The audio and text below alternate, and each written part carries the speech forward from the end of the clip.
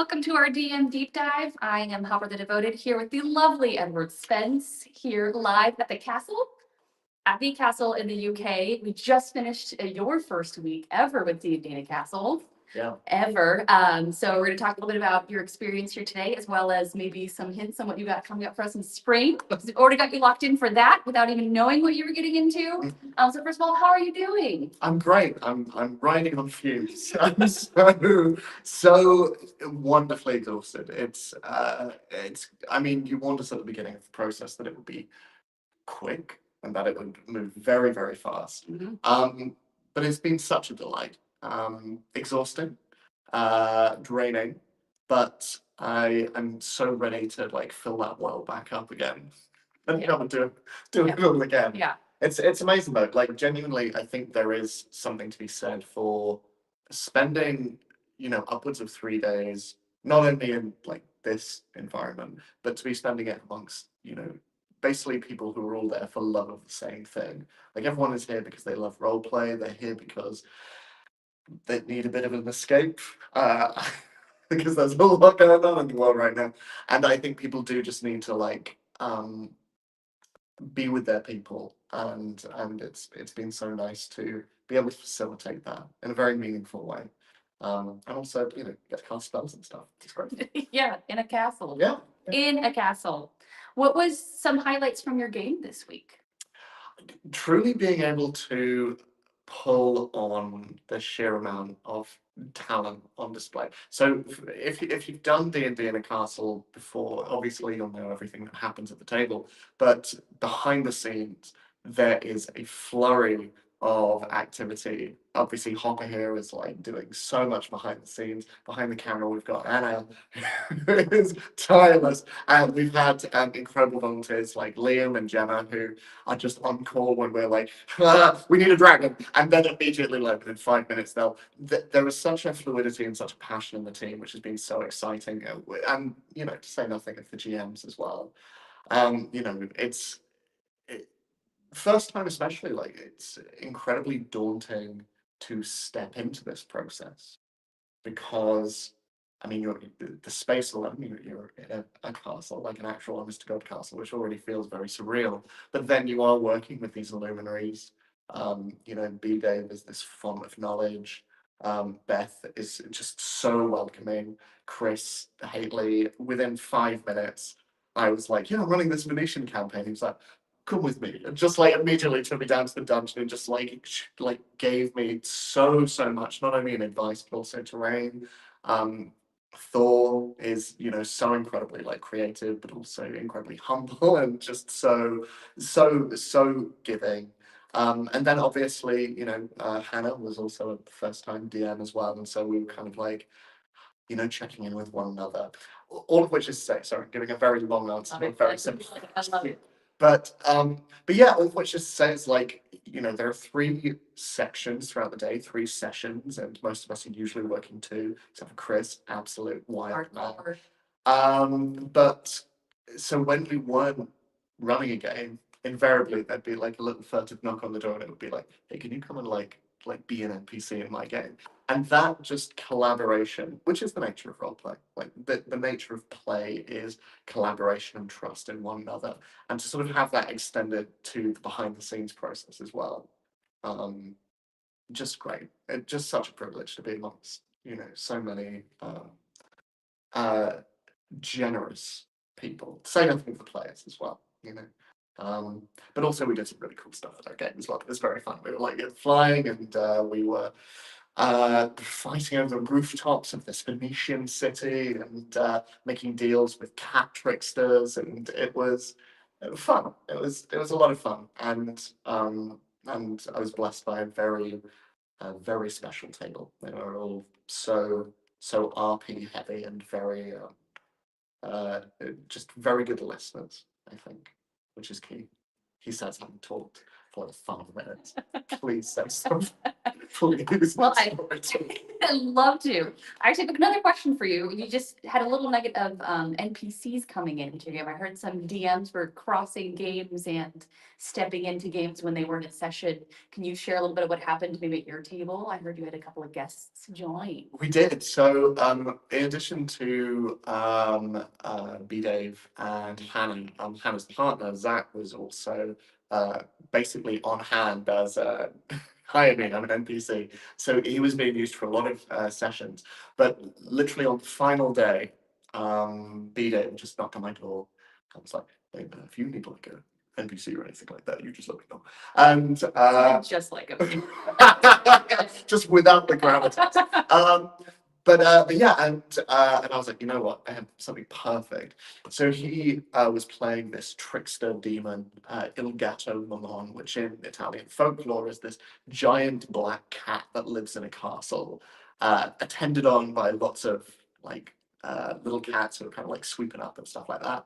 But they are his eyes and ears. And so in our game, he was a subclass, a homebrew subclass for Warlock. So one of our players had chosen him as a patron.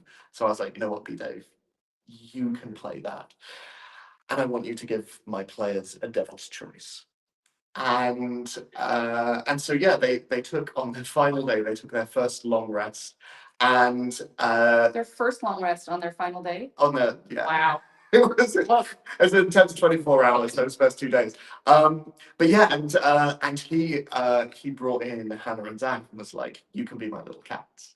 And so they were just outside, and I was describing the group like falling to sleep, and I was like, you know, darkness surrounds you. I went over and I turned the lights off, and everything, you know, mists around you, all this sort of stuff. I was closing the curtains, and we had this lovely little gobo provided by the team, and so we had this green light up, and I was describing this large serpentine, like furry tail surrounding them all, and then outside, Zach and Hannah were just like.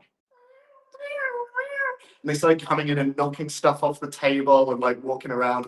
And then as I began to describe the Gatto Mamon, B Dave walks in, and the two of us are just like mirroring each other, circling around the table. He's like probing the players, like, what do you want? What do you want? What can I give you? All I need is a soul. And the nature of the subclass is that cats are lucky. And so they can impose disadvantage or advantage on rolls. So every time players were rolling, Zach and Hannah were like, roll on at disadvantage, roll that at advantage. And the players by the end were like, this is very intense in a way that we're really enjoying. But as soon as B-Dave stepped out, they were like, can we like take a break? Because we just need to like breathe. And it was great. And it was this real kind of like tipping point in the campaign. And it split the party, like in terms of like half of them pledged their allegiance to him and the other half were like, we don't want this. And the ramifications of that just like cascaded into our final battle. And then everyone had these beautiful epilogues, all of which were informed by these choices that they had made. It was magical. It really, one of our players does a lot of LARP, and he was saying this felt like crossing the Rubicon of like D&D into like LARP, into like live theatre. It was so exciting, and that was all down to Hannah, Zach, and B Dave. It was beautiful. It was so lovely. Amazing. That's wonderful. And I feel like that's not something you can really get at a home game. I mean, that's a special moment, and that doesn't always happen at all of these games either. But there could be special moments where I've heard of dungeon masters combining two tables for a big fight together because they were friends at different tables. And I just think it's so special that you can come to D&D Castle and not only get an amazing game run by professional and just wonderful human beings, but that there are potential. Yes, I'm talking to you, my friend. But that there are potentially other NPCs or other DMs will just pop in and make it even that much more special and amazing. And I think that's pretty magical, like you said. Yeah. Yeah. And you said earlier that you're exhausted. If I were coming, I've never been to D&D Castle, should I be worried about the exhaustion? Like, oh, absolutely not. Like you push through. Like I say I'm exhausted as though it's not entirely self-imposed because the joy that is. So I specifically chose the morning and the afternoon sessions so I could have the evening session free to plan. And invariably, what would happen, because, like I say, you've got everyone together in one place who just loves what they do and they love talking about the stories they've made, the characters, people who've been to the castle before going, oh, I need to tell you all about, like, this story. And you just end up like, I mean, there would be some days where we were just talking into the wee small hours of the morning and going, I've got a game in like 5 hours. And I know that's not me. I get like, but no, genuinely, like there is this really like go big, go home feeling amongst everyone, I think. Like no one is half-assing anything. Like everyone is going, if I'm gonna make a decision, it's gonna be a big one. And I think it's the same with the GMs, like for the players as well. Like the players would get to the end of each day and be like 8 hours is a lot of D&D. And you're like, okay, like do you want to kind of like ease into it tomorrow? And they're like, oh no, we're gonna go. Like this is what we're here to do. Um, I'm only tired today because this is the day after. Like if we had sessions now, I'd be like, let's go, Yeah. let's go. It's a very special environment, I think. Really is. I agree. And it's just so sweet to see, like you said, everybody's so involved in D&D. Like everybody at the table is there for an amazing time. There's no one's there to like be on their phones or just like check out. Like everyone is invested. And I think that's so special. Yeah. And I'm so glad you had a really good time. We love having you. And you're coming back in spring. Yeah. How exciting. You didn't even know what was happening. And you're still coming back. We love that. Can you give us maybe a little teaser about what might be in your campaign or how your campaign might be you as a dungeon master? So, one of the big takeaways from this was, I think, especially when you're doing things in person, I think the emotional resonance of what you're doing can sometimes land very hard. So I think if you are considering jumping onto one of my tables, I would say expect to explore quite emotional depth, but in a very comfortable space. I think play is so important for um, not working through things. Like D&D isn't therapy, but it can be very therapeutic, and I think having a safe space to explore that is important. Um, so a safe table, but that's the same for all of the tables here, so that's not a particularly unique selling point. But cinematic action, very fast-paced action as well. We changed up the initiative system for this, so we were rolling for it every single turn, so it was much more chaotic and much more unpredictable. Um, and I think big consequences, but specifically to your actions. From my perspective, it's not my story. It is your story. It's the player's story, and I'm basically just there to be the ribcage around the lungs of your story to make sure that you understand the parameters of it, but ultimately you're breathing life into it. And the heart of what you create, like that beat, like we will follow that to its end point, even if that results in a very sad table by the end of it. But yeah, also there's going to be a lot of creepy miniatures at it as well. Very creepy miniatures and carnivals. Interesting. If you'd like to join Edward, he's coming to D&D in the Castle this spring. So you can go to dndcastle.com/spring 2026 and jump on his table. If you like creepy miniatures and carnivals and emotional depth and just all around a good time. So we're very excited to have you come back. I'm curious to know, how does D&D in the Castle help you achieve your goals as a DM or a GM? What kind of value is this added for you? I mean, storytelling is a skill, I think, but it's a skill that we all have. Like we tell stories when we're very, very young. And it's a thing that as we get older, we kind of have to relearn, I think, because we're told at a certain point that's it's childish, it's childish to play. And I think that's so antithetical because it's the way that we learn about the world around us when we're younger. We don't stop needing that. And I think a lot of role play nowadays is uh, sort of performed online. It's a bit virtually because it's easier and we're all very busy people with day jobs, and it's hard to play with the people that we care most about, especially when they are on other sides of the world. And I think being able to play in person, I think it's reminded me of how connective play can be. Um, I think it's especially when you're playing virtually, like it can be easy to feel quite remote from it all.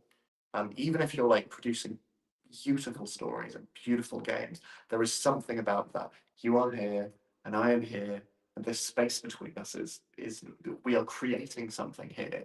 I think that it's reminded me like that this is the space we occupy, and this is the space in which we build. And I don't know, that's kind of a pretentious answer to give, but that's also what you can expect from my tables as well. So Beautiful. How did the space of the castle affect your game, if at all? Just being an authentic castle. great. I mean, I think weirdly it was more in the meals because you all kind of like come together in this like grand tavern. But I think also like the levels to the castle as well. Like, you know, I think tell you a lot about the kind of game you're going to have. Like B Dave was in here, like in this chair that for him is relatively normal size. But you know, this very grand kind of very domineering space, which I think is perfect for the kind of game that he wants to run. And then Hannah was in this like courtyard with this glass roof, like open to the heavens above, and you know, really sort of mirroring the ideas of heaven and sort of what the afterlife is. And then Chris, in hardcore mode, just down in the dungeons, just down surrounded by like sort of these wine racks and stuff. And I think it gives you a real sense as a player to immerse yourself in. Oh, this is the kind of tone and the kind of game that I can expect. And also, like, who doesn't want to spend 4 days in a castle as well? As a very nerdy little British boy who grew up around them and just was like, I want to go to the castle today night. It's honestly kind of it's a dream come true. Wonderful. I think that one of my favorite parts was coming down to like you said, the meals and seeing everyone in the tavern and just groups of people, not even just in their own tables, but with two other tables seated together talking about their story. And I think that was very special. It felt very like, oh, these are adventurers who are coming together to swap stories before they went on another adventure again. I thought that was very sweet. So I'm glad that you called that out. Yeah. Now, may I ask you a very hard question? Yes. Very difficult question. So of these Dungeon Masters in Spring, whose table would you want to play at? And we will assume that you would want to play at all of them because they're all amazing. But if you had a choice, I'm going to read them off to you.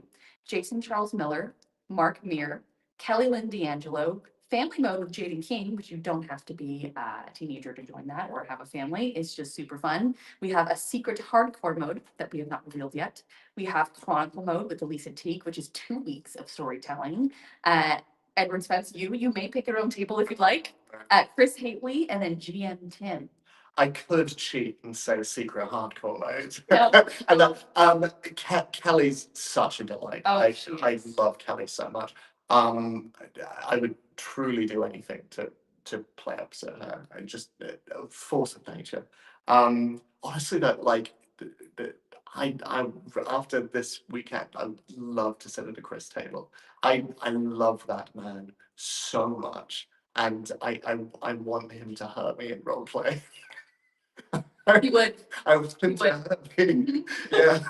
But no, I mean, you know, what a wealth of options. But yeah, Kelly and you know, Mark and Jason, just all incredible. Yeah. But yeah, I'm gonna finalize my final answer is Chris Hagen. Okay, wonderful. Yeah, again, all amazing, and they all come with different things, and it really just depends on what your play style is and what you're looking for. But I think that's very sweet, and I'm very excited to have you come back with us in spring. Thank you for sharing with us today your experience with the castle as well as what you maybe have in store for us. So again, if you want to join Edward at his table or any of these wonderful DMs in spring, you can go to dndandcastle.com/spring2026 to see all the campaigns and make your decision because it is available now, and you could play at a creepy carnival, it sounds like, or with Edward Spence. So Edward, would you please invite the audience can play at your table at D&D in a Castle for spring, and that will take us out. I'd love to oversee your stories, and frankly, I would just love to see you here. Please go to the links that already mentioned and come and sit at our table. We will tell beautiful, meaningful stories together, stories that we will never forget. But in the meantime, I hope you are well, and whatever stories you are telling, I hope they are magnificent.